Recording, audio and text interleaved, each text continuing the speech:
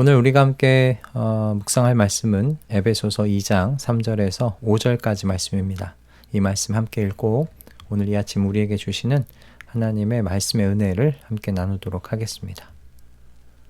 우리도 모두 전에는 그들 가운데에서 육신의 정욕대로 살고 육신과 마음이 원하는 대로 행했으며 나머지 사람들과 마찬가지로 날 때부터 진노의 자식이었습니다. 그러나 하나님은 자비가 넘치는 분이셔서 우리를 사랑하신 그 크신 사랑으로 말미암아 범죄로 죽은 우리를 그리스도와 함께 살려주셨습니다. 여러분은 은혜로 구원을 얻었습니다. 아멘.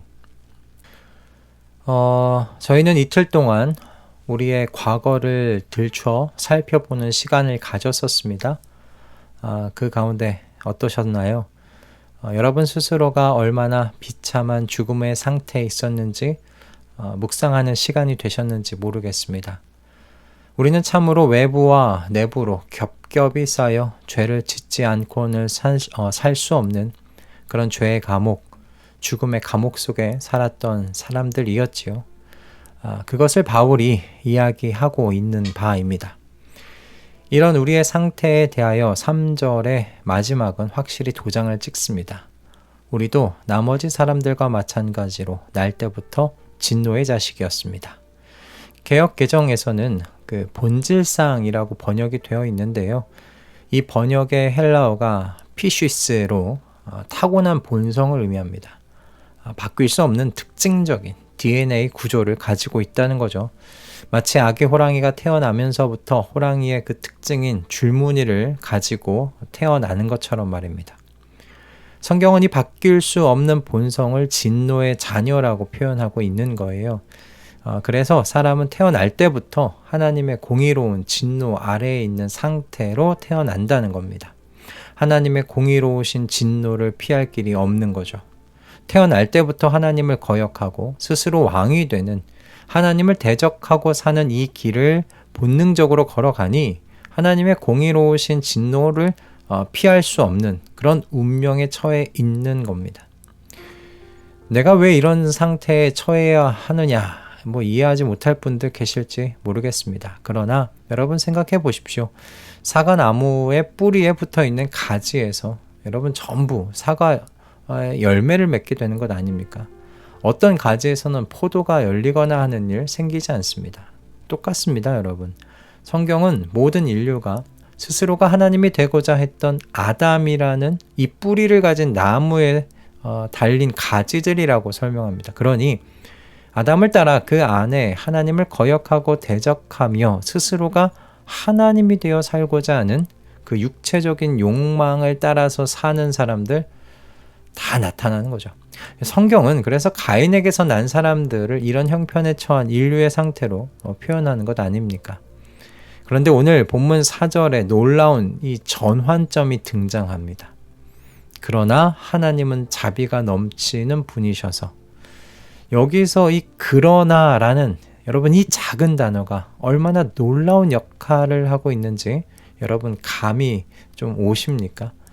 이 짧고 작은 단어 하나로요, 저와 여러분의 인생의 방향이 완전히 바뀌게 된 것을 우리가 생각할 수 있죠. 어둠에서 빛으로 바뀌었고 죽음에서 생명으로, 절망에서 희망으로 전환되는 것. 여기 이 그러나라는 단어에서 시작된 겁니다. 여러분, 그 법정의 상황을 한번 상상해 보십시오. 누가 봐도 유죄 판결 받는 것이 당연하게 여겨지는 피고가 있습니다. 머리를 숙이고 판결문을 기다리고 있습니다. 이제 판사가 문을 열고 들어와 주문을 읽습니다. 피고는 모든 증거로 볼 때 사형에 해당하는 범죄를 저질렀습니다. 그러나 라고 이렇게 말한다면 어떨 것 같습니까? 그러나 뒤에 예상하지 못한 어떤 반전이 숨어 있을 것 같지 않습니까? 아마 고개 숙인 피고는요, 희망에 찬 눈빛으로 판사의 입술을 바라볼 것 같습니다. 여러분, 이것이 바로 4절에 담겨있는 그러나를 대하는 우리입니다. 여러분, 우리도 마찬가지입니다. 하나님의 진노 아래에 있었습니다. 그런데 그분의 자비와 은혜가 만들어낸 이 극적인 반전을 마주하게 된 거죠. 이 반전은요, 우리가 반성하는 모습을 보이는 것과 같은 어떤 노력이나 공로가 있어서 생긴 게 아닙니다.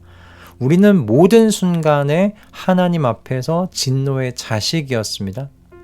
이 반전을 만들어낸 것은 오직 하나님의 일방적인 자비와 은혜였던 거죠. 그래서 여러분, 은혜의 이야기는요, 항상 그러나로 시작합니다. 성경 속에는 이런 패턴이 반복되어 나타나죠. 노아의 시대에 온 세상이 하나님 앞에 부패하였더라. 그러나 노아는 하나님 앞에 은혜를 입었더라. 소돔과 고모라가 멸망할 때도요. 그러나 하나님이 롯을 기억하사라는 그런 말씀 있지 않습니까? 여러분, 오늘 본문은 이 하나님의 은혜의 근원을 이렇게 이야기합니다. 하나님은 자비가 넘치는 분이셔서 라고 말이죠. 여기서 자비는요, 헬라어로 엘레오스인데요. 이건 단순한 동정심이 아니고요. 적극적으로 도움을 주려는 깊은 연민을 의미합니다. 그러니까 마치 길가에 쓰러진 사람을 보고 안타깝게 여기는 것에서 그치지 않고요. 직접 다가가서 일으켜 세우고 치료해 주는 것과 같은 그런 마음이라는 거예요. 이게 이 하나님의 은혜의 근원을 설명할 때 나오는 이 자비가 가지는 의미입니다. 그리고 뒤에 그 크신 사랑으로 말미암아 라는 말씀이 나오는데요. 여기서는 원어로 아가페라는 단어를 사용하고 있습니다. 이 아가페라는 말은 여러분도 잘 아시듯이 이 조건 없는 하나님의 사랑을 의미하죠. 마치 부모가 자녀를 사랑하는 것처럼 그렇게 조건 없이 사랑하신다는 겁니다. 사랑하는 것이 본성인 것처럼 말이죠. 그래서 이 말씀들이 의미하는 건 뭐냐면 구원의 근원이자 동기가 하나님의 이와 같은 성품이라는 거예요. 우리가 하나님께 구원받기에 뭔가 합당한 노력을 해서가 아니라 하나님의 긍휼과 사랑이 먼저 우리에게 다가온 결과가 구원이다라는 겁니다. 이것이 은혜의 본질입니다. 그래서 어떤 분은 이렇게 은혜와 자비를 표현하더라고요. 은혜란 우리가 받을 자격이 없는 것을 받는 것이고, 자비란 우리가 받아야 마땅한 것을 받지 않는 것이다 라고 말입니다. 저는 이 표현이 정말 딱 맞지 않나 싶습니다. 우리는 하나님의 진노를 받아야 마땅했으나 하나님의 자비로 진노를 받지 않았습니다. 우리는 하나님의 사랑과 은혜를 받을 자격이 없지만 그것을 선물로 받았죠.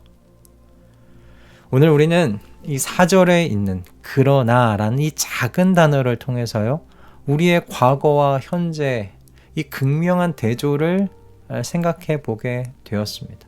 그리고 이 극명한 대조가 하나님의 은혜의 아름다움을 더 빛나게 비춰주고 있습니다. 하나님의 이 놀라우신 은혜의 아름다움이 저와 여러분을 새로운 피조물이 되게 만들었습니다. DNA 자체를 완전히 바꾸어 놓은 거예요. 단백질 분자 구조 자체가 완전히 새롭게 변한 겁니다. 여러분, 이것이 얼마나 놀라운 변화인지 생각해 보십시오. 분자 구조 자체가 완전하게 다 달라진 것. 여러분, 이건 정체성이 완전히 바뀐 겁니다. DNA 구조 자체가 변한 사람이 만약에 있다고 한번 생각해 보십시오. 세상이 이런 사람을 어떻게 규정할 수 있겠습니까? 분명히 신인류라고 새롭게 명명하지 않겠나 싶습니다. 성도는 이와 같이 하나님의 놀라운 이 은혜의 아름다움 안에서요, 신인류가 된 사람들입니다. 날 때부터 진노의 자식이었던 사람들이 하나님의 긍휼과 사랑으로 인해서 완전히 다른 존재가 되었습니다. 이것이 바로 우리가 말하는 복음의 핵심입니다. 우리의 노력이나 공로가 아니라 오직 하나님의 은혜로 완전히 새로운 존재, 새로운 구원을 얻었다는 겁니다.